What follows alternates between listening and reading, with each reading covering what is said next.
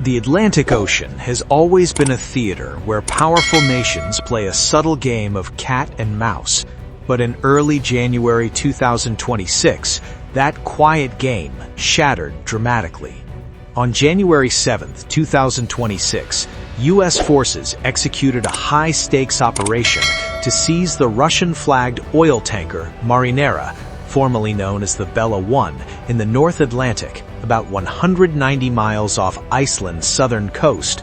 This bold move sent shockwaves from Washington to Moscow, marking a tense escalation that brought major powers to the brink of confrontation amid fears of broader conflict. This wasn't merely a dispute over oil shipments. It was a stark test of who truly controls the high seas in 2026. The drama unfolded over weeks of pursuit. The tanker, part of the notorious Shadow Fleet evading Western sanctions on Venezuelan and reportedly Iranian oil, initially tried to approach Venezuela to load crude. When U.S. Coast Guard attempts to board it in the Caribbean were refused, the vessel fled eastward across the Atlantic. In a classic evasion tactic, often called the Ghost Ship Maneuver, the crew renamed it from Bella 1 to Marinera, crudely painted a Russian flag on the hull, and had it added to Russia's shipping registry on December 25, 2025, without a full inspection. They hoped the Russian flag would deter U.S. action, betting Washington would hesitate to board a vessel under Moscow's protection. They were mistaken. U.S. authorities, armed with a federal court warrant, had tracked it relentlessly using satellites, P-8 Poseidon aircraft, and the USGC Cutter Monroe. Washington faced a stark choice: let it slip away and appear weak, or intercept it and risk clashing with Russia.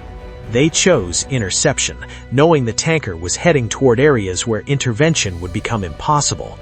As the vessel steamed through international waters, U.S. helicopters, MH-60 Seahawks, and reportedly MH-6 Littlebirds descended in a precisely coordinated assault. Viral footage released by the Coast Guard and shared across news outlets captured the intensity. Rotors thundering low over choppy waves, salt spray whipping against the hull as special teams fast-roped onto the moving deck. One helicopter provided overwatch, while the Monroe shadowed from afar, an imposing silhouette underscoring American naval dominance. The multinational crew had no time to summon aid before U.S. forces secured the bridge. By the time Russian naval assets, including a shadowing submarine, appeared on the horizon, the operation was complete. The U.S. had won by minutes. Moscow's reaction was immediate and furious. The Kremlin condemned the boarding as 21st century piracy and a blatant violation of the UN Convention on the Law of the Sea, UNCLOS, insisting only Russia holds jurisdiction over its flagged ships on the high seas.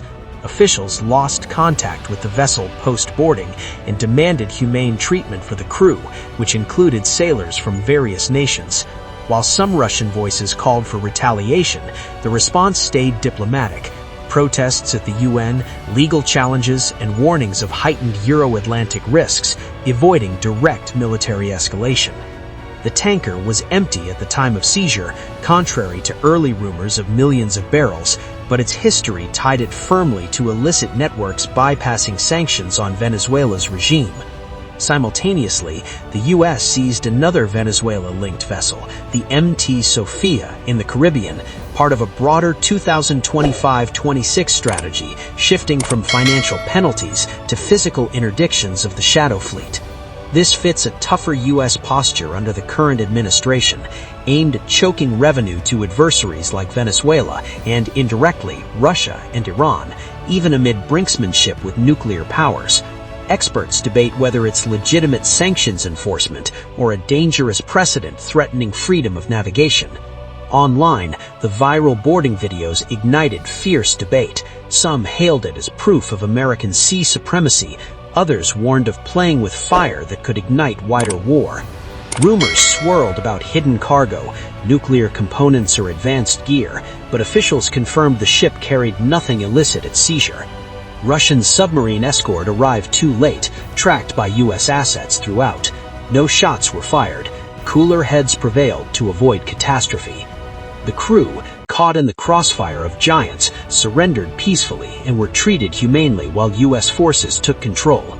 Regular mariners who just wanted to go home became unwitting pawns in this geopolitical drama.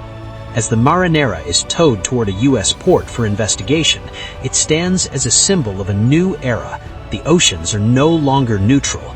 Every sanctioned tanker now sails under interception risk, prompting more reflagging tricks, submarine shadowing, and potential asymmetric replies like cyberops or Arctic maneuvers. The rules of the sea have shifted.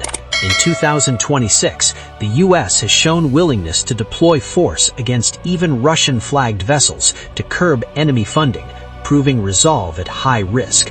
For Moscow, it highlights naval limits far from home. The blue waters are now a messy arena of power struggles. As the tanker nears shore, the world asks, what will the next vessel carry?